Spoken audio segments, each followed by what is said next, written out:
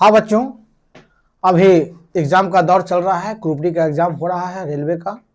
बहुत सारे बच्चे रेलवे की तमन्ना लिए हुए हैं और अभी एग्ज़ाम का मौसम है तो तैयारी बहुत पीक पे होगा।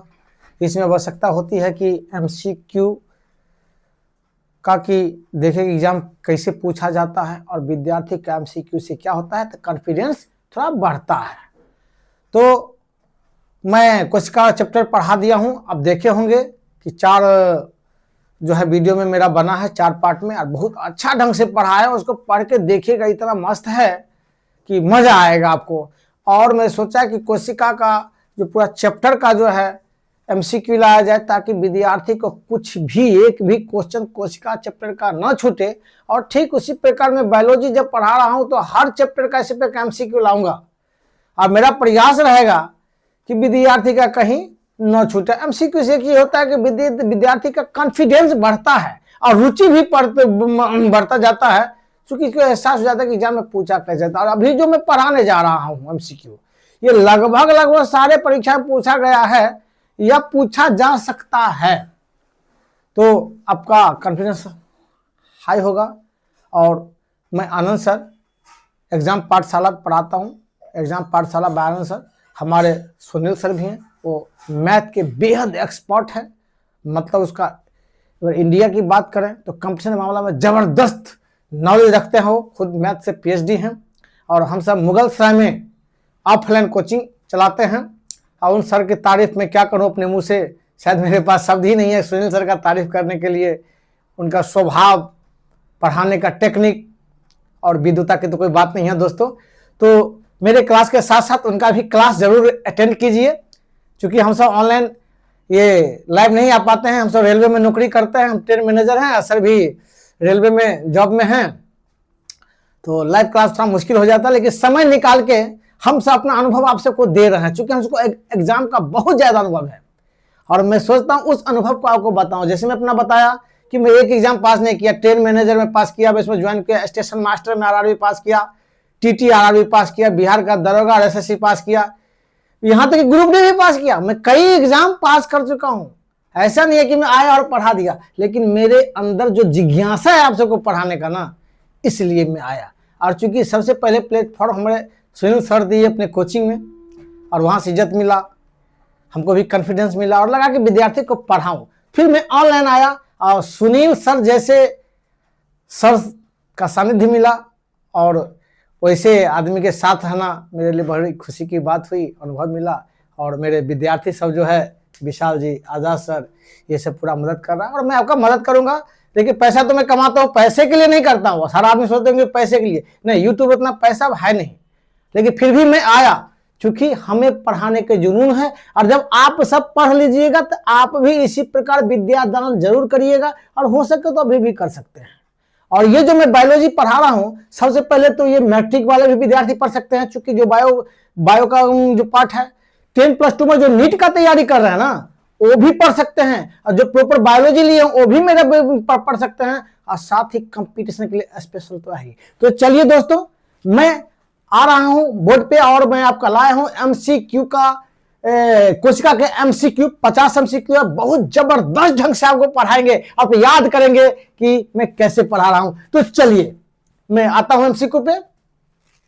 चलिए, ये पहले कोशिका को खोजने का श्रेय किसे जाता है, यानी कोशिका का खोज किसने किया, तो मैं आपको पढ़ाया था दोस्तों। देखिए, स्लाइडन, स्वान, रॉबर्ट हुक और विरचाओ, इसका सबका अलग अलग रोल है। ये सारे साइंटिस्ट है, वैज्ञानिक है, जो जीव विज्ञान पे बहुत रिसर्च किए है और इसी के बदौलत जीव विज्ञान आगे बढ़ा है।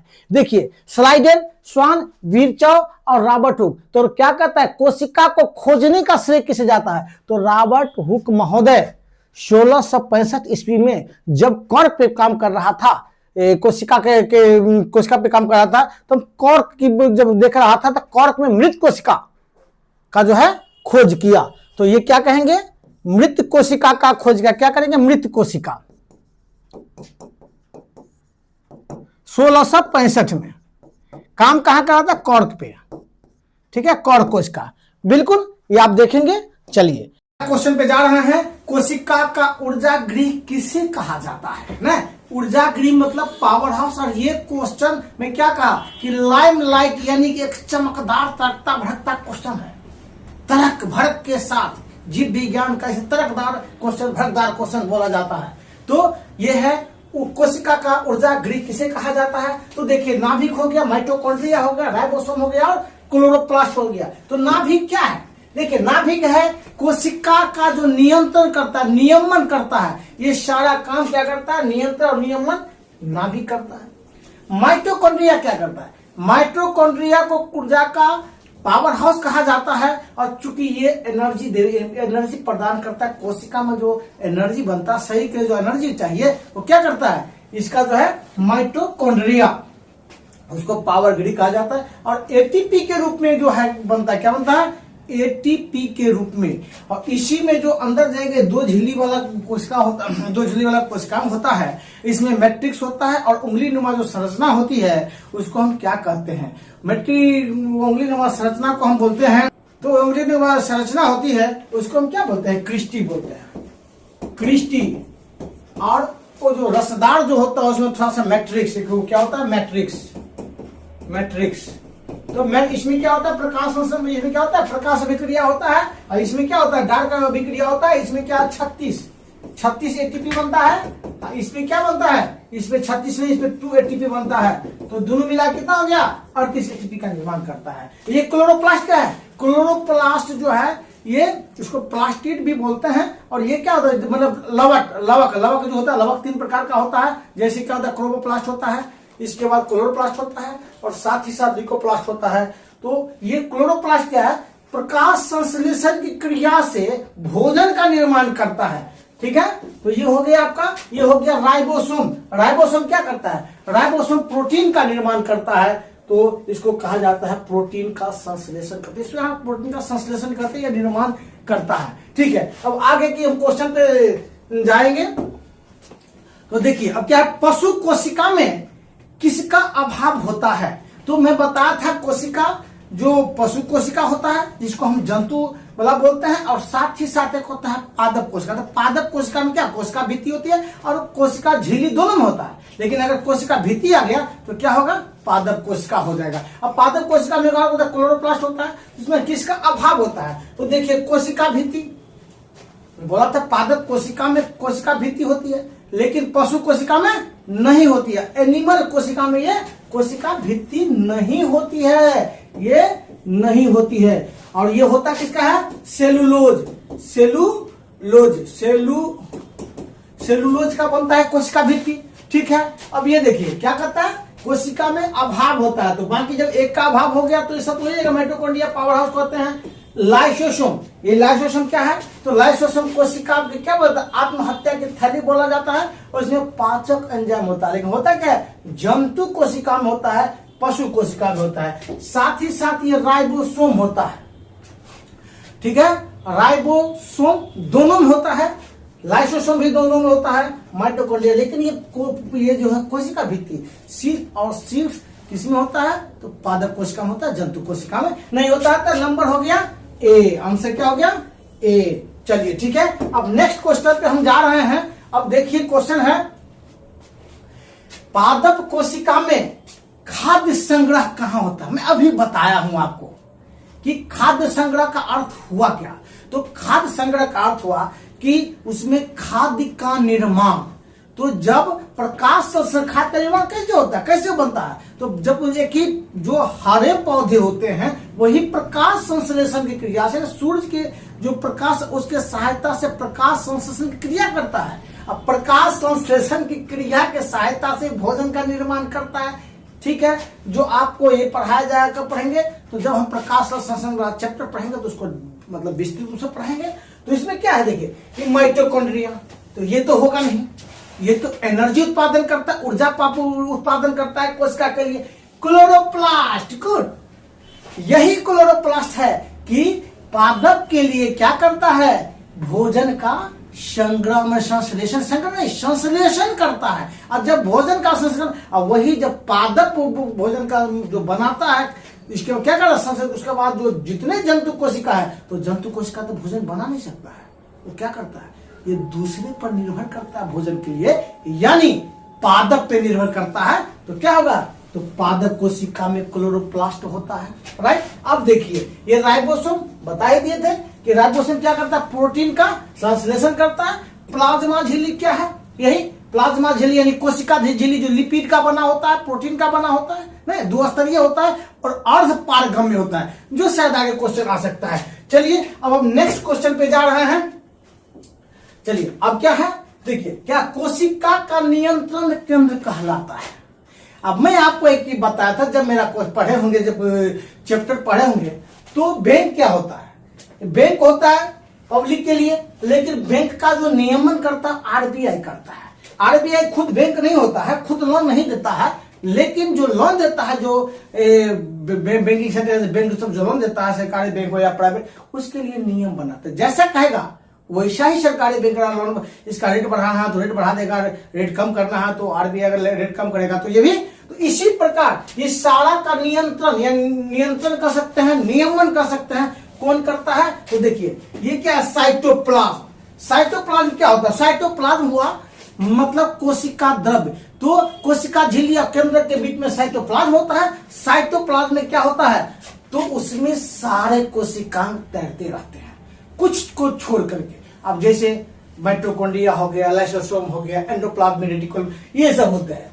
और इसमें क्या है, यह है नाभिक, यही नाभिक न्यूक्लियस, ये क्या करता है न्यूक्लियस, ये कोशिका का नियंत्रण करता है, नियमन करता है, क्योंकि इसी में डीएनए होता है, और डीएनए होता है नियंत्रण मतलब रिमोट कंट्रोल, मैंने कंट्रोल करने वाला हेड द बॉस। और इसमें होता है नाभिक में, तो नाभिक ही क्या करेगा, कोशिका का नियंत्रण करेगा। राइबोसोम के बारे में बता दिया हो। और गोल्गी पिंड, गोल्गी पिंड क्या करता है, पैकिंग करता है, किसका, अगर कोई भी चीज अगर एंडोरेटिकुलम में बनता है तो उसका पैकिंग करता है, ठीक है।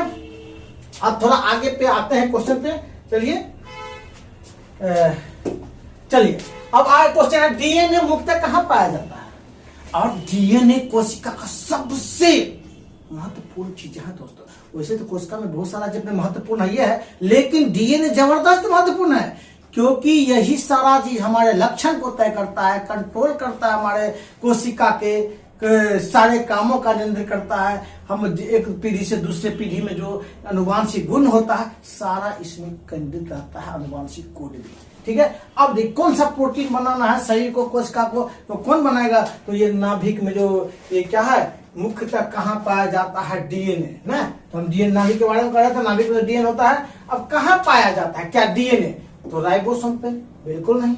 नाभिक के अंदर मुख्यतः जो पाया जाता है डीएनए ज्यादा मात्रा में, किसमें, नाभिक में। इसीलिए हम बोलते हैं, चूंकि नाभिक में डीएनए पाया जाता है, डीएनए नियंत्रण करता है, इसीलिए पूरे नाभिक को बोलते हैं हम क्या, नियंत्रण करता या कोशिका का नियंत्रक बोला जाता है। ये साइटोप्लाज्म बताया दिए हैं, ईआर एंडोकुलम, प्लाज्मिक रेटिकुलम बता दिए हैं, और आगे भी बताएंगे। चलिए आगे चलिए, अब आगे वाले क्वेश्चन पे चलते हैं।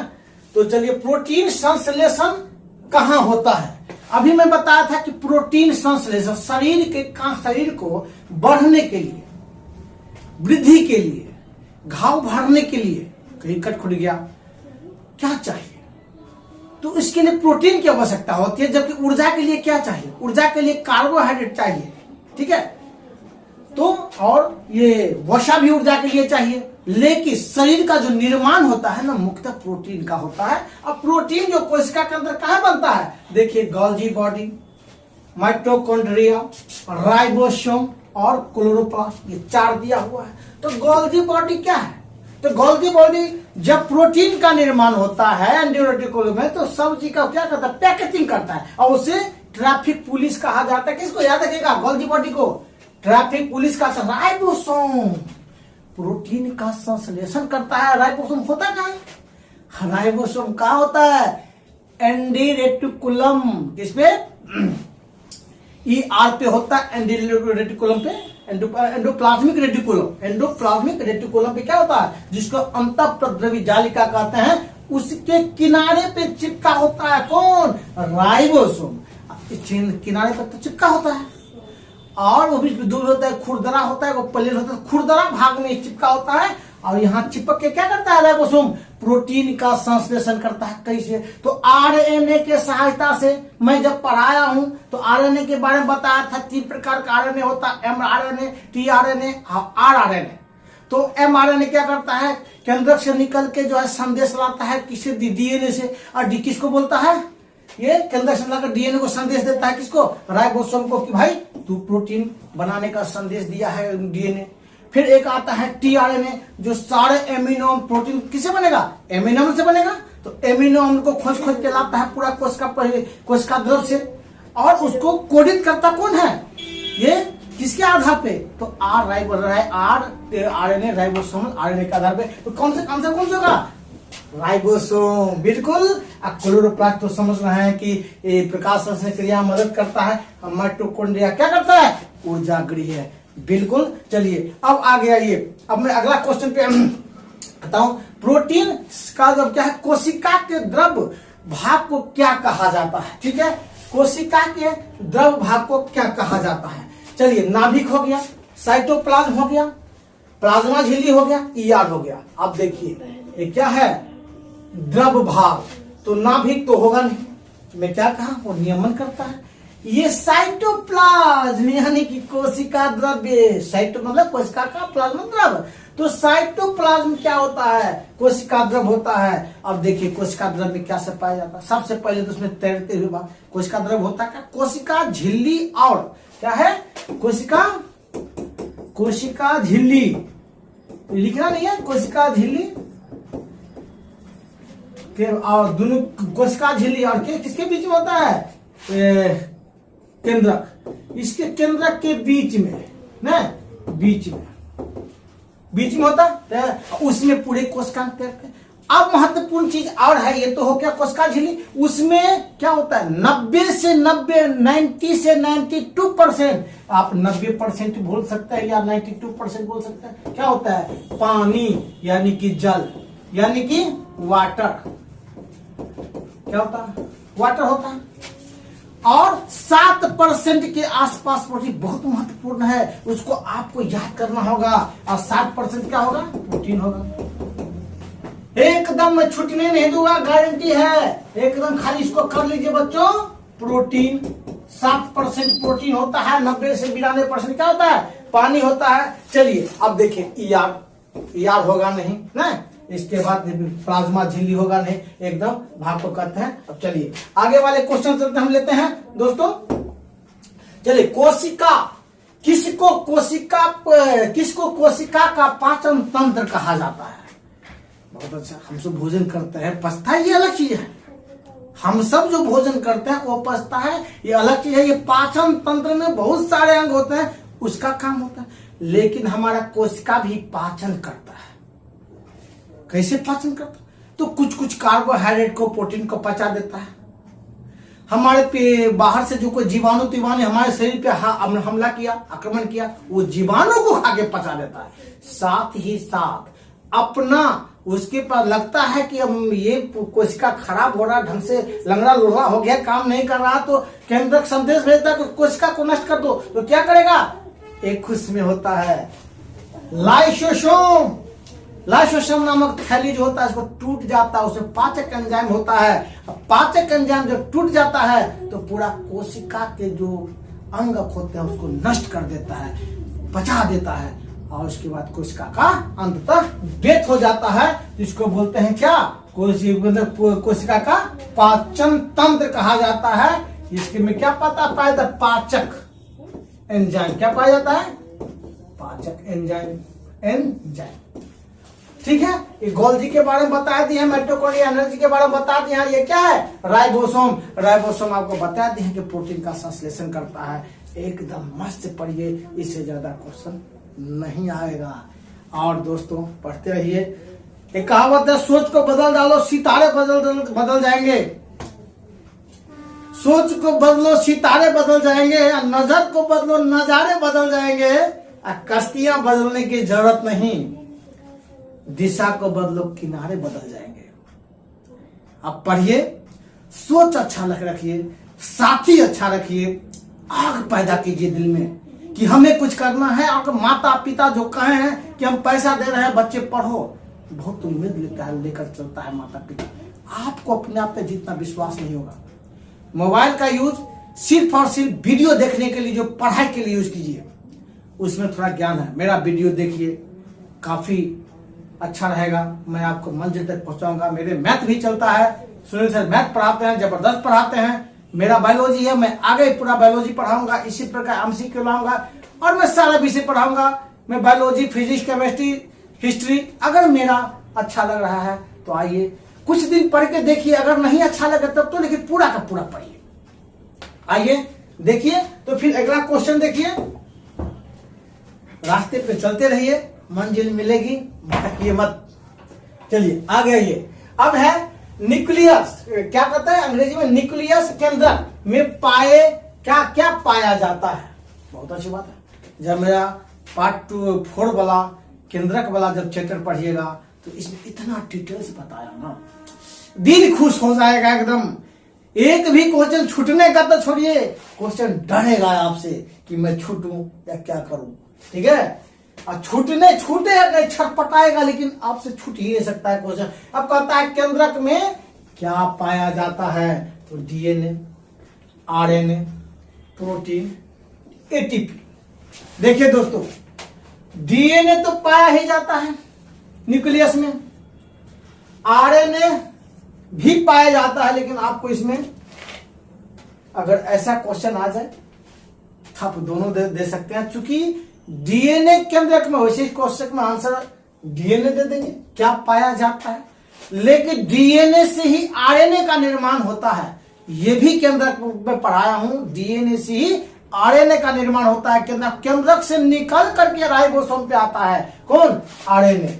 इसीलिए आंसर दोनों हो जाएगा, इसमें ए और बी दोनों हो जाएगा। लेकिन जब ए और बी आंसर जहां नहीं हो, जहां विकल्प नहीं हो, वहां क्या करना है, डीएनए। क्योंकि डीएनए कंप्लीट रूप से किसमें होता है, केंद्रक में। लेकिन डीएनए और जगह होता है, थोड़ा सा लवक के अंदर भी होता है, माइटोकॉन्ड्रिया के अंदर भी होता है। ठीक है, आरएनए जो सबसे ज्यादा होता है केंद्रक में नहीं होता है, आया आकर के किस पे, राइबोसोम पे आकर के टिका। सबसे ज्यादा राइबोसोम पर जो है आरएनए होता है। और आता कहां से है, क्योंकि आंसर दोनों हो जाएगा, लेकिन अगर एक होगा तो आप ए दीजिएगा। चलिए अब नेक्स्ट क्वेश्चन पे चलते हैं दोस्तों। अब क्या कोशिका सिद्धांत किसने दिया था, बहुत अच्छा बात है। सभी वैज्ञानिक जितना बहुत मेहनत करते हैं वैज्ञानिक, हमसे क्या, हमसे तो पढ़ाते हैं और आप पढ़ते हैं। वही जो वैज्ञानिक रिसर्च करके एक एक चीज में मंथ, महीनों, सालों बर्बाद कर देता है, एक चीज को खोज के निकालता है। और ये क्या है, कोशिका सिद्धांत। मैं आपको फर्स्ट चैप्टर, जब मैं फर्स्ट चैप्टर का फर्स्ट पार्ट जब पढ़ाया था, तो कोशिका सिद्धांत के बारे में पढ़ाया था, तो स्लाइडन, स्वान, डार्विन और हुक। तो हुक क्या था, मृत कोशिका का खोज किया था कॉर्क से। ये स्लाइडेन और स्वान महोदय जो है क्या, कोशिका सिद्धांत ना बहुत अध्ययन किया, कुछ विज्ञानी का सिद्धांत सबका जानकारी इकट्ठा किया, अपना एक मत जो है समाज के सामने प्रतिपादित किया, और उसको कोशिका सिद्धांत के बारे सिद्धांत करता है, जिसमें कहा गया कि कोशिका किसी भी शरीर का, जीव शरीर का कार्यात्मक और संरचनात्मक इकाई है। इसका जो मेन जो है ना, यही कार्यात्मक और संरचनात्मक इकाई क्या है, कोशिका है। ये किसने कहा था, स्लाइडन और स्वान महोदय कहा था। अब थोड़ा सा ये हुक तो कहिए दी, डार्विन क्या है, आगे जब देखेंगे तो संघर्षशीलता का सिद्धांत दिया था, वो आगे का है। चलिए अब आगे का क्वेश्चन हम देख रहे हैं, पादप कोशिका में किसका आकार बड़ा होता है। देखिए, हम माइटोकॉन्ड्रिया, ये भी होता है पादप कोशिका में, जो एनर्जी उत्पादन करता है, और राइबोसोम प्रोटीन का करता है संश्लेषण, ये सब दोनों में होता है। लाइसोसोम भी दोनों कोशिका में होता है। एक वैक्यूल जो होता है जंतु कोशिका में नहीं पाया जाता है। आपको ये भी क्वेश्चन दे सकता है, क्लोरोप्लास्ट ऑप्शन में दे देगा, वैक्यूल दे देगा, लिपिड दे देगा, वैक्यूल दे देगा, और एक और मान के चलिए एक और है, अगर वो दे देता है तो वो क्या है, इसमें नहीं होता है ना, तो आपको ये आंसर दीजिएगा। वैक्यूल जो होता है, वैक्यूल में क्या होता है, जब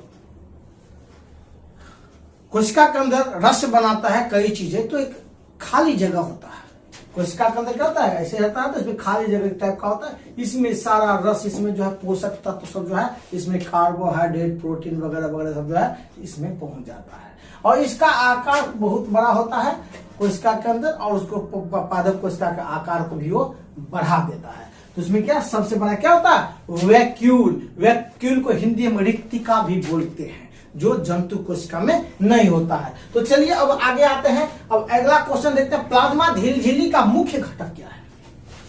बोलते प्लाज्मा झिल्ली मतलब जो कोशिका झिल्ली, प्लाज्मा मतलब ना कोशिका झिल्ली। कोशिका झिल्ली जो आवरण होता है ना, किसका बना होता है, तो मैं बताया था प्रोटीन का बना होता है। लिपिड, प्रोटीन, लिपिड मतलब वसा होता है, तो लिपिड, प्रोटीन और लिपिड और कार्बोहाइड्रेट ये सब मिलकर के इसका निर्माण करता है। किसका, प्लाज्मा झिल्ली का। ये भी है, कार्बोहाइड्रेट भी है, प्रोटीन भी है, लिपिड भी है, यानी कि डी आंसर होगा तीनों का तीनों। साथ ही साथ इसमें आपको बताया था ये क्या होता है, अर्ध पारगम्य होता है, दोहरी झिल्ली होता है ना, तो दो। दूसरी बात सेलेक्टिव पदार्थ है का आदान प्रदान, अंदर ले जाना और बाहर जाना, भेजना, ये दो चीजें होता है। सेलेक्टिव अर्ध पारगम्य और सेलेक्टिव होता है, सब पदार्थों को आने जाने में जरूरत होता है उसको। चलिए तो फिर अब आगे वाले क्वेश्चन पे हम जा रहे हैं। अब देखिए, केंद्रक क्या सुकेंद्रिक कोशिका में किसका अभाव नहीं होता है, तो नाभिक का, झिल्लीबद्ध अंगक का, ये सभी का, डीएनए का।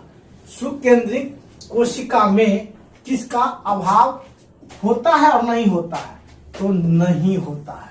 तो देखिए सुकेंद्रिक मतलब क्या हुआ, जो अपरिपक्व होता है। क्या होता है, अपरिपक्व होता है। झिल्लीबद्ध अंगक कोशिका अभाव, सुकेंद्रिका कोशिका में किसका, सुकेंद्रिक मतलब क्या होता है, जिसमें केंद्रक होता है। जिसमें केंद्रक होता है क्या, वो डेवलप होता है। डेवलप मतलब यूकेरियोटिक कोशिका। तो यूकेरियोटिक क्वेश्चन क्या है, अभाव नहीं होता है, मतलब उसमें रहता है। तो सुकेंद्रिक केंद्रक वाले में रहता है, क्या सब रहता है, तो नाभिक में रहता है, यानी यूकेरियोटिक। क्या सुकेंद्रिक मतलब कहते हैं, यूकेरियोटिक।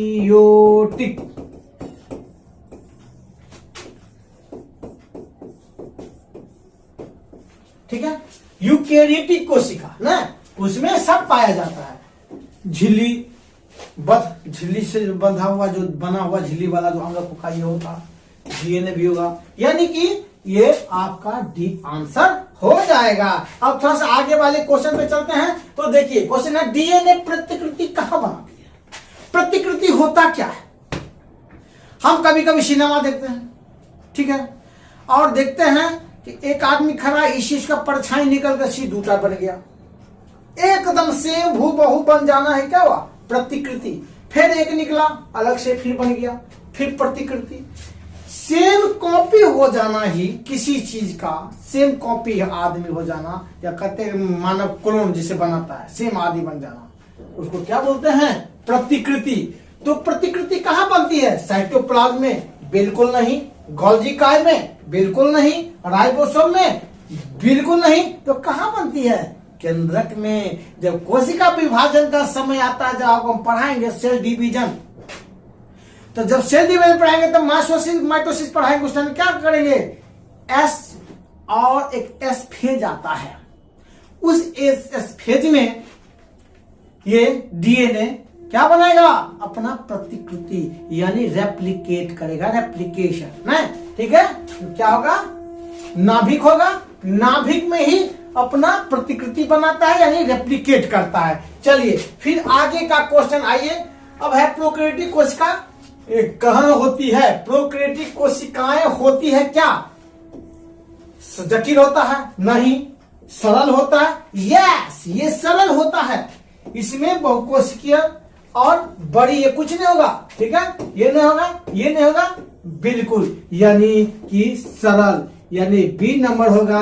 हम आपको पढ़ाए थे प्रोकैरियोटिक कोशिका बिल्कुल सीधा सरल होता है, कोई झंझट नहीं होता है, ना उसमें नाभिक होता है, न उसमें दोहरी झिल्ली वाला होता है, और इसका विभाजन बहुत सरल ढंग से हो जाता है। इसीलिए प्रोकैरियोटिक माने सरल सीधा। बस आगे चलते हैं।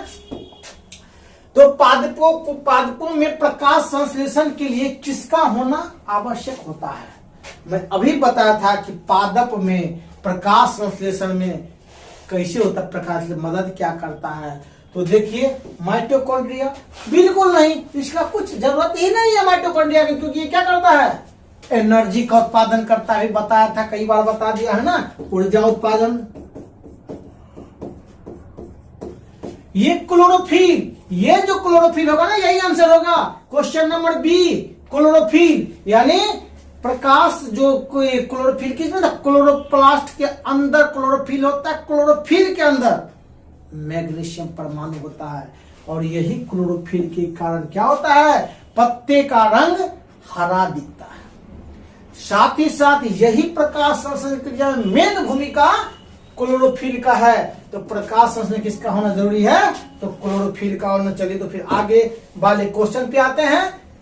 आरएनए का निर्माण कहाँ होता है? अभी भी मैं बताया था आपको कि आरएनए का निर्माण होता कहाँ है और होता किससे है। बिल्कुल, तो इस क्वेश्चन को छोड़ के बता देंगे कि आरएनए का निर्माण डीएनए से होता है। बिल्कुल, और डीएनए से जब आरएनए का निर्माण होता है तो कहां होता है? डीएनए कहां होता है? कोशिका के केंद्रक के अंदर। केंद्रक के अंदर होता है, तो बाद में जो केंद्रक के जो पोर होता है ना, केंद्रक झिल्ली जो काटा काटा, उससे निकल के फिर कहां जाता है? राइबोसोम पे। तो कहां होता है? नाभिक में होता है। बिल्कुल, माइटोकॉन्ड्रिया में तो होता है, लेकिन यहाँ पे क्या करता है? ये आरएनए का निर्माण नहीं। ठीक है, इसमें भी नहीं। ठीक है, इसमें नहीं, गौजी नहीं। तो क्या होगा? किसमें? हाँ, यस, नाभिक में होगा। इसका निर्माण नाभिक में होता है। चलिए अब आगे चलते हैं, फिर अगला क्वेश्चन पर चलते हैं। चलिए, कोशिका भित्ति किससे बनी होती है? ये भी क्वेश्चन चमक धमक वाले हैं, एग्जाम में बहुत पूछा जाता है। लेकिन अब इतना चमक धमक क्वेश्चन का हो गया ना, देखते होंगे जो ज्यादा लाइमलाइट में क्वेश्चन होता है, ये सारे विद्यार्थी इसको पकड़ता है। तब क्या करता है एग्जामिनर कि जिसमें जो ज्यादा स्नो पाउडर लगा कर आता है उसको हटा दिया, चलो तेरा आवश्यकता नहीं, तुमको सब जानता है।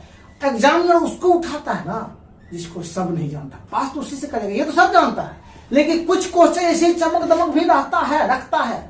तो चलिए इसका बात करते हैं कि कोशिका भित्ति किससे बनी होती है? स्टार्च से बनी होती है, सेलुलोज से बनी होती है, प्रोटीन से, लिपिड से ना। ये बनता है सेलुलोज से बना होता है।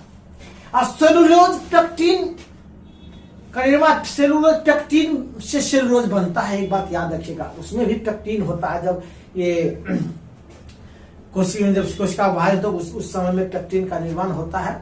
ठीक है, तो सेलुलोज आप लिख लीजिए। सेलुलोज से क्या होता है? कोशिका भीतर सेलुलोज होता क्या है? तो आप देखते होंगे, ये सबसे पहले तो कोशिका भित्ति के चारों ओर जो आवरण होता है ना, पादप कोशिका में, ये सेलुलोज होता है। सेलुलोज क्या करता है? आधार प्रदान करता है, मजबूती। आप देखिए आदमी का या किसी जीव का शरीर को छू के देखिए, लचीला होता है, क्योंकि उसके कोशिका में क्या होता है? कोशिका भित्ति होता है। लेकिन पेड़ पौधे के में क्या होता है? पूरे कोशिका में क्या होता है? कोशिका भित्ति देखिए, छू करके कठोर, हाथ कट जाएगा, छिल जाएगा, एकदम टाइट रहता है, फुल। तो उसको मजबूती प्रदान करता है, कठोरता प्रदान करता है कौन? सेलुलोज। अब देखिए, आप कपास देखे होंगे, कपास में सेलुलोज होता है। और कपास जो होता है ना, कपास देखिए, कपास का 90% भाग सेलुलोज होता है। साथ ही साथ अगर कोई पौधे या पेड़ कहिए, पौधे या पेड़, लगभग उसका 50% भाग सेलुलोज होता है। सेलुलोज फाइबर जैसा होता है। बात जब फाइबर का काम करता है, ये जाकर क्या करता है?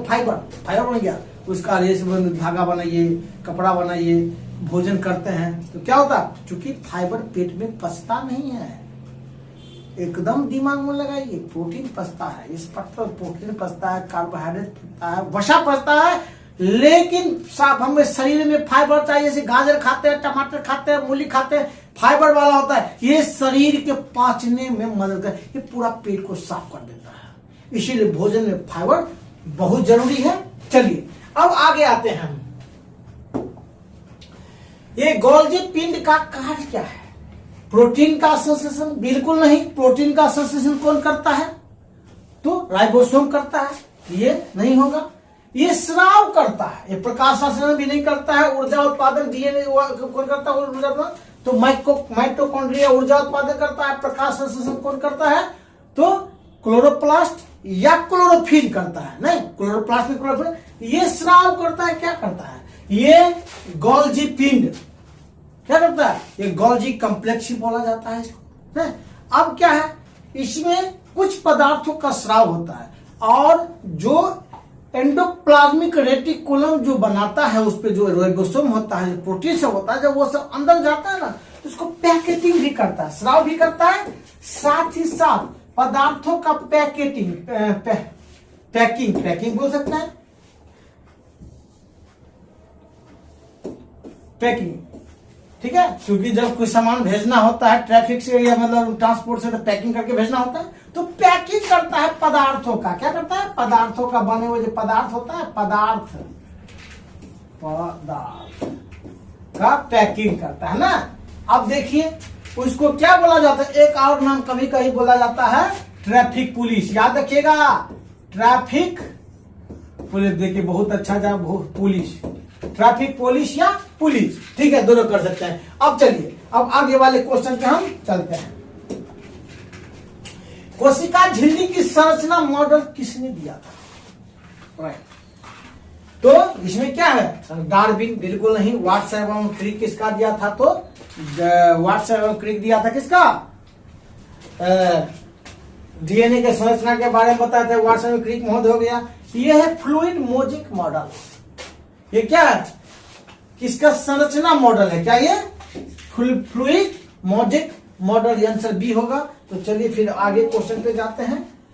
किसको कोशिका का कंकाल कहा जाता है? बहुत अच्छा क्वेश्चन, ये बहुत कम जगह देखेगा, लेकिन बहुत ही अच्छा क्वेश्चन है। माइक्रोट्यूब, डीएनए, क्लोरोप्लास्ट, राइबोसोम। मैं आपको पढ़ाया था सेंट्रोसोम के बारे में। और सेंट्रोसोम जब ऐसा होता है, कैसा होता है सेंट्रोसोम? मान के चलिए ऐसा होता है, ऐसा होता है। ये देखिए, ये देखिए, ये माइक्रोट्यूब की तरह। और जब एक और ऐसा हो जाता है, ये जो सेंट्रियोल होता है ना, ये जो 90 डिग्री का, इसी में होता है। ये जो होता है, ये माइक्रोट्यूब, छोटे छोटे ट्यूब का बना होता है सेंट्रोसोम। एक पर एक चढ़ा होता है, जिसको सेंट्रियोल बोल देंगे हम। ठीक है, तो क्या ये सेंट्रोसोम।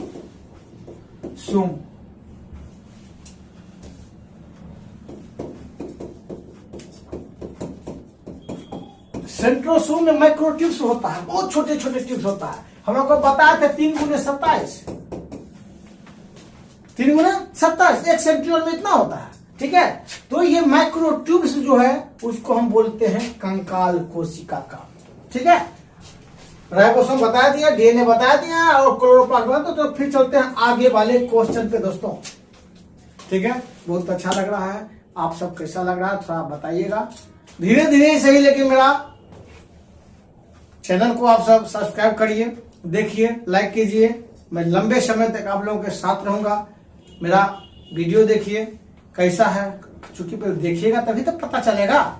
और मैं आपको सारे क्वेश्चन, सारे चीज मेरे प्लेटफॉर्म पे मिलेगा। आपको मैथ भी जबरदस्त, एक पर एक ट्रिक मिलेगा मेरे यहाँ, सरल ढंग से पढ़ाया गया मैथ मिलेगा, जबरदस्त। आइए धीरे धीरे जुड़िए, तो जुड़ के रहिए। मुझे लगता है कि आप जुड़ेंगे या जुड़ेंगे तो लंबे समय तक रहेंगे। इसलिए आइए, जो ही आदमी है, अभी मेरा नया नया 15-20 दिन हो गए, क्या ज्यादा दिन हुआ नहीं, और जब लंबे समय तक रहेंगे तो आप साथी हमारा बनेंगे, हम आपके बनेंगे साथी, गुरु हैं, गुरु रहेंगे आपका। और आइए, आप दूसरी बात, सब आदमी पढ़िए, कोई भी आदमी बायोलॉजी पढ़ सकता है, चाहे स्टूडेंट हो, स्टूडेंट नहीं भी हो, क्योंकि ये शरीर विज्ञान है और शरीर विज्ञान हमको जानना जरूरी है। तो चलिए, ये तो खैर एमसीक्यू विद्यार्थी के लिए, सबके लिए तो है नहीं, लेकिन बाकी जो बायोलॉजी पढ़ाता हूं ये सबके लिए स्पेशल, खास करके कंपटीशन वाले को तो है। तो चलिए, क्या सेंट्रियोल का कार्य, तो क्या है सेंट्रियोल का कार्य क्या है? ऊर्जा उत्पादन नहीं है। डीएनए का कार्य है कोशिका विभाजन। के समय, देखिए प्रोटीन संश्लेषण भी नहीं है, पाचन भी नहीं है, पाचन हो गया, लाइसोसोम हो गया, प्रोटीन का संश्लेषण हो गया, राइबोसोम हो गया, ऊर्जा उत्पादन हो गया, माइटोकॉन्ड्रिया, लेकिन कोशिका विभाजन के समय सेंट्रियोल की आवश्यकता होती है। यह स्पिंडल फाइबर बनाता है, इसका मेन काम क्या था, कोशिका विभाजन से स्पिंडल फाइबर का निर्माण करना। चलिए अब आगे बताते हैं, आगे क्वेश्चन पे आते हैं। सबसे छोटी कोशिका किसका होती है? तो आपको मैं बताया था सबसे छोटी कोशिका बैक्टीरिया का होती है। आरबीसी भी नहीं, अमीबा भी नहीं, नर कोशिका भी नहीं, ये क्या होता है? बैक्टीरिया। बैक्टीरिया में कौन सा? Plasma, mycoplasma,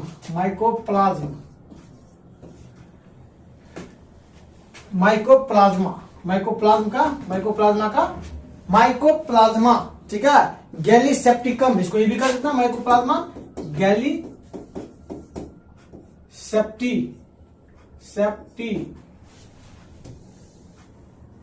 mycoplasma gallisepticum,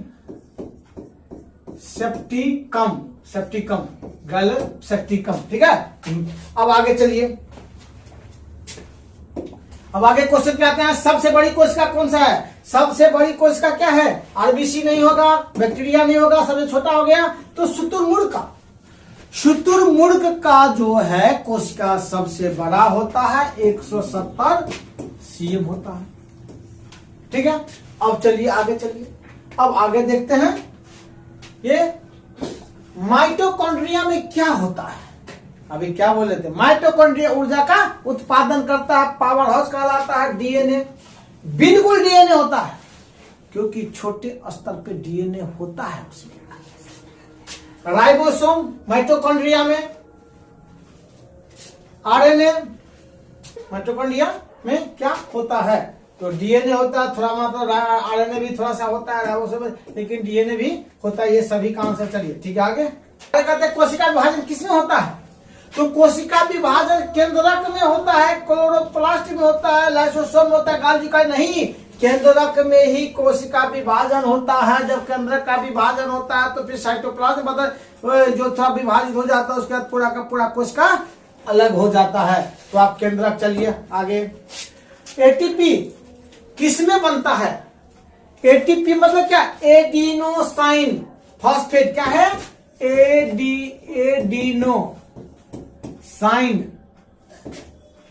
adenosine phosphate, ठीक है। एडिनोसाइन फॉस्फेट दोस्त क्या लाइबोसोम में नहीं बनता है, माइटोकॉन्ड्रिया में क्या कहता है? एटीपी की निर्माण होता है माइटो का। ये एटीपी जो है ऊर्जा के रूप में जो प्रदान, वही वो एटीपी प्रदान करता है।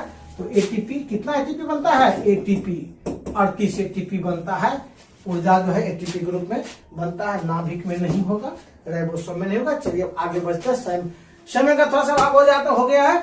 प्रकाश संश्लेषण की इकाई क्या कहलाती है? तो थाइलोकाइड, ग्राइना, क्लोरोप्लास्ट, ऑस्ट्रोमा। नहीं, ये ग्राइना जो है ना, इसको इकाई के रूप में हम प्रकाश संश्लेषण की इकाई, क्योंकि प्रकाश संश्लेषण का जो प्रकाश अभिक्रिया है ना, ये ग्रीना में संपन्न होता है। अंधकार अभिक्रिया कहाँ संपन्न होता है? एस्ट्रोमा में संपन्न होता है। इसमें क्या होता है? टूटता है। और ग्रेमा में ये क्या बनता है? ग्रेमा में, एस्ट्रोमा में बनता है, ग्लूकोज का निर्माण होता है। जबकि इसमें ग्राना में जल टूट करके क्या निकलता है? इसमें CO2 से जल टूट जाता है, तो वहां से निकलता है O2। चलिए आगे चलिए। प्रोटीन किससे बने होते हैं? तो चलिए प्रोटीन किससे बनता है? तो देखिए कार्बन हो गया, क्लोरोफिल हो गया, एटीपी हो गया। नहीं, कार्बन भी नहीं होगा, क्लोरोफिल। प्रोटीन में क्या बोला कि कई एमिनो अम्ल मिल करके प्रोटीन का निर्माण होता है, और प्रोटीन को लाता है तो टीआरएनए जो है पूरे कोशिका के द्रव से पकड़ के एमिनो अम्ल के ला करके क्या बनाता है? इससे प्रोटीन का निर्माण होता है। नहीं, ठीक है। कहाँ होता है? तो राइबोसोम पे। चलिए अब आगे का क्वेश्चन निकालते हैं। किस अंगक को सुसाइड बेक करते हैं? मैं आपको इसे पहले बता चुका हूं क्या होता है। गोल्गी का नहीं, लाइसोसोम नहीं, ये राइबोसोम, लाइसोसोम होगा। क्या होगा? लाइसोसोम। लाइसोसोम में क्या होता है? पाचक एंजाइम होता है, अभी बताए थे, पाचक एंजाइम होता है, पाचक एंजाइम होता है। ये पाचक एंजाइम पूरे कोशिका को जब पता चलता है कि नहीं इस कोशिका को नष्ट करना है या फिर बाहर से कोई आक्रमण कर दिया, कोई विषाणु, जीवाणु या बैक्टीरिया जो भी चीज हो कर दिया, तो उसको क्या करता है? ये पाचक को पचा देता है, मार देता है। और अगर कभी कभी बीमार हो जाता है कोशिका तो केंद्रक से डीएनए संदेश देता है कि चलो इसको खत्म कर दो, तो ये अपने क्या पड़ता है? अपने को तोड़ लेता है, अपने झिल्ली को, अब पूरा कोशिका को पचा देता है, मार देता है। चलिए अब आगे का क्वेश्चन हो गया, राइबोसोम किसका बना होता है? तो ribosome RN DNA protein, RNA protein, lipid और कार्बोहाइड्रेट। तो राइबोसोम किसका? इसमें आप बोलेंगे कि डीएनए नहीं, राइबोसोम में आरएनए होता है और प्रोटीन होता है। क्योंकि डीएनए तो केंद्रक में होगा, क्योंकि आरएनए की सहायता से क्या बनाता है? राइबोसोम प्रोटीन का निर्माण करता है, इसीलिए बहुत सारा प्रोटीन इसमें होता है, राइबोसोम में होता है। आरएनए कितना होता है? बहुत सारा आरएनए होता है। चलिए अब इसमें कितना, चलिए आगे चलिए, अब आगे देखते हैं। क्लोरोप्लास्ट का रंग हरा क्यों होता है? तो क्लोरोप्लास्ट का रंग हरा होता है क्लोरोफिल के कारण, क्योंकि सेलुलोज क्या होता है? कोशिका भित्ति में होता है, और कोशिका भित्ति पादप कोशिका के चारों ओर परत बनाता है, लेकिन क्लोरोफिल क्लोरोप्लास्ट में होता है, जिसके कारण हरा दिखता है और उसी से प्रकाश संश्लेषण की क्रिया करता है। प्रोटीन नहीं होगा, पिगमेंट नहीं होगा, बल्कि क्लोरोफिल होगा। चलिए फिर आगे वाले क्वेश्चन पे आते हैं, कोशिका विभाजन का नियंत्रण कौन करता है? मैं आपको पहले बताया था कि नियमन ही करता है केंद्रक, और केंद्रक में रहता है डीएनए। तो क्या होगा? माइटोकॉन्ड्रिया, डीएनए है, गोल्जी है और प्लाज्मा झिल्ली है। सबके बारे में कई बार बता दिया हूं, तो अब तो बार बार इस चीज को डिस्कस करना ठीक नहीं है। तो डीएनए हो गया ना, क्योंकि डीएनए केंद्रक में होता है, केंद्रक नियंत्रण बताते, नियमन करता, और उसमें भी नियम जो वहां से जारी करता है, तो कौन? ये डीएनए होगा। तो नियंत्रण डीएनए करता है, क्योंकि कोशिका विभाजन होता है, लगभग सारा काम डीएनए करता है, जो भी कंट्रोल का चीज हो। ठीक है, अब आगे चलिए। अब कोशिका का सबसे बाहरी आवरण क्या है? किसमें? तो पशु कोशिका, जबकि पादप कोशिका का सबसे बाहरी आवरण कौन था? तो पशु कोशिका का सबसे बाहरी आवरण था कोशिका भित्ति। और यही क्वेश्चन पूछा गया था इस बार का ग्रुप डी में, कि कोशिका सबसे बाहरी आवरण कौन है? तो पादप कोशिका और जंतु कोशिका अलग अलग दे। तो अगर जंतु कोशिका देगा तो कोशिका झिल्ली, अगर पादप कोशिका देगा तो कोशिका भित्ति। ठीक है, अगर सिर्फ कोशिका दे दिया तो फिर समस्या आ जाएगा, लेकिन वो अलग अलग देगा। तो अगर सिर्फ कोशिका देगा तो उसमें फिर कोशिका भित्ति नहीं देगा। चलिए तो अब आगे चलते हैं। कोशिका का पादप में भोजन का संग्रह कहां होता है? कोशिका पादप में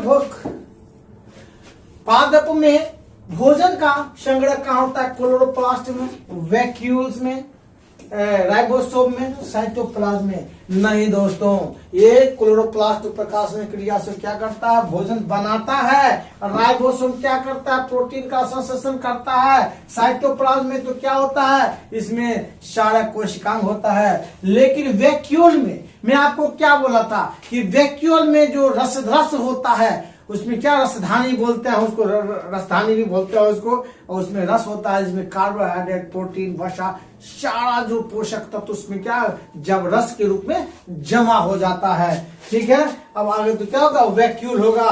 तब आगे आइए क्वेश्चन पे, कोशिका की खोज कब हुई थी? तो 1850 में, 1665 में, 1965 में, 1750 में। तो बताए थे कि रॉबर्ट हुक ने 1665 में कॉर्क पे काम करते हुए कोशिका की खोज किया था। तो फिर अब आगे आइए, अब आपको चूंकि बहुत सारा चीज बताए थे हम, अगला क्वेश्चन आता है, लाइसोसोम का खोज किसने किया था? तो आपको जितना कोशिकांग है, आपको सारे कोशिकांग का जो ये खोजकर्ता का नाम थोड़ा याद रखना पड़ेगा, क्योंकि डेट तो नहीं पूछता है, ये ईस्वी तो नहीं पूछता है, लेकिन खोजकर्ता पूछा जा सकता है। तो लाइसोसोम का खोज किया था डी ड्यूबे ने किया था, ये आपको दिमाग में रखना होगा। रॉबर्ट हुक महोदय क्या किए थे? तो कोशिका का खोज किया था। स्वान महोदय क्या किया था? तो स्वान महोदय कोशिका कोशिका सिद्धांत का जो है प्रतिपादन किया था। ये वीरचाव महोदय क्या था? वीरचाव महोदय से पहले भी कोशिका विभाजन देखा था, किसी देखा था, लेकिन ये महोदय क्या किए, ये जो आदमी कोशिका का विभाजन देखा था उसका समर्थन किया और उसको मेन ओमिनोसेलुला का जो है ये ओमिनोसेलुला और एसेलुला का ये सिद्धांत दिया, यानी कोशिका अपनी पूर्ववर्ती कोशिका से जन्म लेता है, यानी कि उसका विभाजन होकर के नया कोशिका बनता है, इसमें इसका योगदान है। तो लाइसोसोम क्या हो गया? डी ड्यूबे, यानी आंसर ये हो गया। चलिए अब आगे वाले क्वेश्चन पे हम जाते हैं दोस्तों। तो समय का अभाव हो गया है। जीवों की मूल इकाई, और दूसरी बात सारा चीज तो मैं आपको जितना है डिस्कस करिए दिया हूं। अब जीवों की मूल इकाई क्या है? उत्तक है, कोशिका है, अंग है, अंगतंत्र नहीं। तो मैं आपको बताया था कोशिका सिद्धांत में स्लाइडन एवं स्वान महोदय ने कहा था कि कोशिका जो है किसी भी जीव का संरचनात्मक और कार्यात्मक इकाई है। स्पष्ट हो गया था, तो इसलिए क्या होगा? कोशिका मूल इकाई है, मतलब कार्यात्मक और संरचनात्मक। ठीक है, तो फिर आगे वाले आते हैं दोस्तों क्वेश्चन पे। अब है कौन पादप कोशिका में ही पाया जाता है? सिर्फ और सिर्फ पादप कोशिका में, जंतु कोशिका में नहीं। तो अब देखिए क्लोरोप्लास्ट, बिल्कुल क्लोरोप्लास्ट सिर्फ और सिर्फ पादप कोशिका में ही पाया जाता है। इसी से प्रकाश संश्लेषण क्रिया करता हरा दिखता है पेड़ पौधे। लाइसोसोम दोनों में पाया जाएगा। क्या पाया जाएगा? दोनों में। राइबोसोम भी दोनों कोशिका में, यानी जीव कोशिका, जंतु कोशिका और पादप कोशिका, माइटोकॉन्ड्रिया। लेकिन ये क्लोरोप्लास्ट क्या हो गया? ए नंबर, सिर्फ और सिर्फ पादप कोशिका में पाया जाता है। तब ठीक है, आगे चलते हैं दोस्तों। अब आगे देखिए साइटोप्लाज्म किससे भरा होता है? साइटोप्लाज्म किससे भरा था? पानी से भरा था, लवण से भरा था, प्रोटीन, इसमें सभी होगा। साइटोप्लाज्म में क्या होगा? पानी होगा, लवण होगा और प्रोटीन होगा। तो मैं क्या कहा था कि 90 से 92% जल होता है, साथ ही 7% प्रोटीन होता है, बाकी इसका 1-2% जो है, इसका क्या 1 से 2% इसका ये लवण होगा, बाकी और सीधे पदार्थ से होता है। तो इसका उपयोग सभी होगा। क्या होगा? डी आंसर होगा। तो चलिए फिर आगे चलते हैं दोस्तों।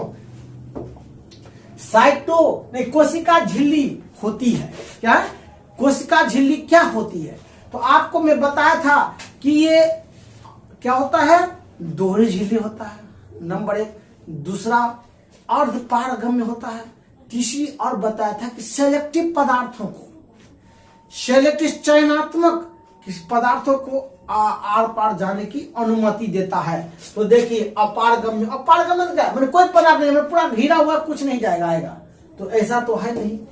इसमें पूर्ण पारगम्य, हर पदार्थ आ जा नहीं सकता है। इसमें क्या है? चयनात्मक पारगम्य मन सेलेक्टिव। क्या ये? सेलेक्टिव। ठीक है, आने जाने का हो गया, पारगम्य हो गया। चलिए, तो इसका हो गया चयनात्मक पारगम्य। आगे चलिए क्वेश्चन में। प्रोकैरियोटिक कोशिका का अभाव होता है। क्या होता है? प्रोकैरियोटिक कोशिका का अभाव होता है। डीएनए, नाभिक, राइबोसोम। देखिए दोस्तों, इसमें क्या होता है? नाभिक का अभाव होता है। डीएनए होता है, लेकिन क्या है? इसका जो अपना द्रव होता है, कोशिका द्रव, उसमें छितराया होता है। प्रोकैरियोटिक कोशिका मतलब क्या हुआ? अविकसित कोशिका, उसमें दोहरी झिल्ली वाला कोई अंग नहीं होता है, जिसे माइटोकॉन्ड्रिया नहीं होता है। ठीक है, तो क्या इसमें हो गया आपका नाभिक। नाभिक नहीं होता है। नाभिक किस में होता है? नाभिक होता है यूकैरियोटिक कोशिका में। जबकि प्रोटीन भी होगा, राइबोसोम होगा। तो आंसर इसका बी होगा। चलिए आगे फिर आते हैं क्वेश्चन पे। गोल्गी पिंड का दूसरा नाम क्या है? गोल्गी पिंड का दूसरा नाम तो राइबोसोम होगा नहीं, सेंट्रियोल होगा नहीं, ईआर होगा नहीं, तो क्या होगा? डिक्टियोसोम। अगर ये सारा चीज आता है और एक नहीं आ रहा होगा तो समझिए वही डिक्टियोसोम जो है इसका गोल्गी पिंड का नाम है, या गोल्गी इकाई का नाम हो गया। चलिए फिर आगे आते हैं क्वेश्चन पे। किसे कोशिका का रसोई घर कहते हैं? रसोई घर मतलब क्या? रसोई घर में क्या करते हैं? एनर्जी पैदा करते हैं? बिल्कुल नहीं करते हैं। भोजन बनाते हैं खाने के लिए। तो कोशिका क्या करता है कि इस पादप को कोशिका का रसोई घर माइटोकॉन्ड्रिया, क्लोरोप्लास्ट, लाइसोसोम, गोल्गी का है। तो क्लोरोप्लास्ट होता है ना, वही क्या करता है, भोजन का निर्माण करता है सूर्य के प्रकाश के सहायता से। और हम कौन सा भोजन खाते हैं, जो पेड़ पौधा सूर्य के प्रकाश से, प्रकाश संश्लेषण क्रिया से जो भोजन बनाता है उसी को ग्रहण करते हैं हम सब। ठीक है, तो क्या हो गया, क्लोरोप्लास्ट। तो फिर चलिए आगे वाले क्वेश्चन में फिर हम आते हैं। अगला साइटोकाइनेसिस क्या है, डीएनए का विभाजन, साइटोप्लाज्मा का विभाजन, आरएनए का विभाजन, प्रोटीन का विभाजन। नहीं दोस्तों, ये तो डीएनए का विभाजन कहेगा ही नहीं, आरएनए का नहीं कहेगा, ये साइटोप्लाज्म। साइटो मतलब क्या हो गया, प्लाज्मा मतलब जो कोशिका तरफ, काइनेसिस मतलब तोड़ देना। तो क्या हुआ, इसका विभाजन, साइटोप्लाज्म का विभाजन क्या हुआ, साइटोप्लाज्म का विभाजन होता है साइटोकाइनेसिस। काइनेसिस मतलब विभाजन हो गया। ठीक है, अब आगे चलते हैं दोस्तों, तो लास्ट पे पहुंच रहे हैं। कोशिका सबसे पहले किस वस्तु में देखी गई, तो मैं आपको बताया था कि सबसे पहली जो रॉबर्ट हुक 1665 ईस्वी में जो कोशिका का जो खोज किया वो किससे, कॉर्क से।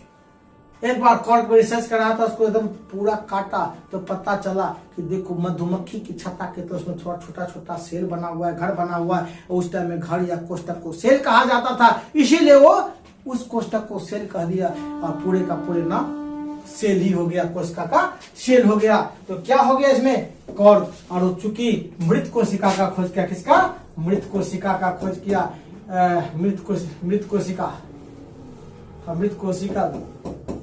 का खोज किया।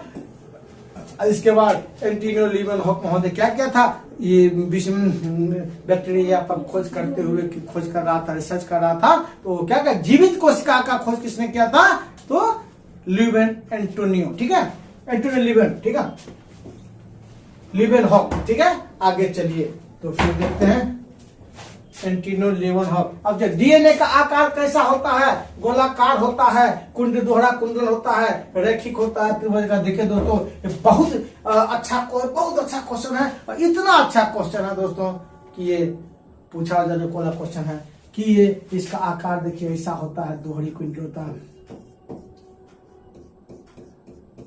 ये हो गया डीएनए, इसको बोला जाता है डबल हेलिक्स मॉडल, दोहरा कुंडल। खोज किसने किया, तो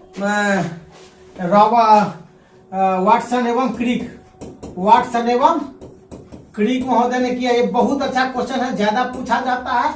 और क्या, डबल हेलिक्स मॉडल, फिर से लिखा अंग्रेजी में कहेंगे डबल हेलिक्स मॉडल। ये बहुत क्वेश्चन पूछा जाता है। ठीक है, एक और चीज पूछ देगा इसमें कि जो बेस होता है, नाइट्रोजन बेस होता है, तो आरएनए डीएनए में तो बेस जो होता है नाइट्रो इसका ये डीएनए का, तो क्या होता है, एडेनिन, थाइमिन, गुआनिन और साइटोसिन। जबकि आरएनए का क्या होता है, आरएनए का होता है गुआनिन, साइटोसिन, एडेनिन, थाइमिन के स्थान पर यूरेसिल हो जाएगा, फिर गुआनिन, साइटोसिन। तो ये पूछा जाता है कि आरएनए में क्या होता है, तो क्या नहीं डीएनए में होता है, तो आपको क्या करना, थाइमिन से रिप्लेस कर देना है, किसको, यूरेसिल को। तो डीएनए में थाइमिन होता है बेस में, नाइट्रोजन बेस में, और आरएनए में यूरेसिल होता है। तो चलिए दोस्तों, आगे क्वेश्चन लगभग खत्म नहीं होने वाला है। तो आगे देखिए क्वेश्चन है, किसे अर्ध द्रव कहते हैं, तो साइटोप्लाज्म को और वैक्यूल को, नाभिक को, कोशिका भित्ति को अर्ध द्रव। अर्ध द्रव क्या हुआ, हम आपको पढ़ाए थे कोशिका द्रव के बारे में कि अर्ध तरल, अर्ध तरल मतलब आधा द्रव, क्या हुआ, तरल मतलब अर्ध तरल पदार्थ होता है, चिपचिपा होता है, लसलसा होता है। तो देखिए क्या है, साइटोप्लाज्म को बोलेंगे अर्ध द्रव कहेंगे या अर्ध तरल पदार्थ कहेंगे। ये नहीं होगा, ये नहीं होगा। तो चलिए आंसर होगा क्या, साइटोप्लाज्म। ठीक है, अब अगला क्वेश्चन पे आते हैं। अब लगभग खत्म हो गया, 50 क्वेश्चन था, अब हो गया दोस्तों। मैं कोशिश किया हूं कि बहुत सारा क्वेश्चन अब तो शायद न भी पूछे, या एक दो अगर हो सकता है तो डीएनए के बारे में बताया दिया हूं, जो क्वेश्चन पूछने वाला आरएनए के साथ। ठीक है, और थाइमिन बेस वाला बाकी और कुछ आपको पूछेगा नहीं, क्योंकि इसमें अगर चूंकि एमिनो अम्ल के सब छोटे छोटे एमिनो अम्ल से डीएनए बनता है, तो उसमें न्यूक्लियोटाइड्स होता है। न्यूक्लियोटाइड्स में क्या होता है, शर्करा होता है, जो राइबो शर्करा हो गया, और इसके बाद फास्फेट अणु हो गया, ये दोनों उसका बॉडी में स्ट्रक्चर बनाता है। और साथ ही साथ बेस जो बनाता है नाइट्रोजन बेस। नाइट्रोजन बेस में बता ही दिया हूं भी कि क्या है होता है नाइट्रोजन, डीएनए के नाइट्रोजन बेस में होता है एडेनिन, थाइमिन, साइटोसिन, गुआनिन, और साथ ही साथ एक आरएनए का पूछ भी, तो आरएनए का जो ये बेस होता है नाइट्रोजन बेस होता है, क्या होता है एडेनिन थाइमिन का स्थान पर यूरेसिल डाल दीजिए, एडेनिन यूरेसिल, और इसके बाद गुआनिन साइटोसिन।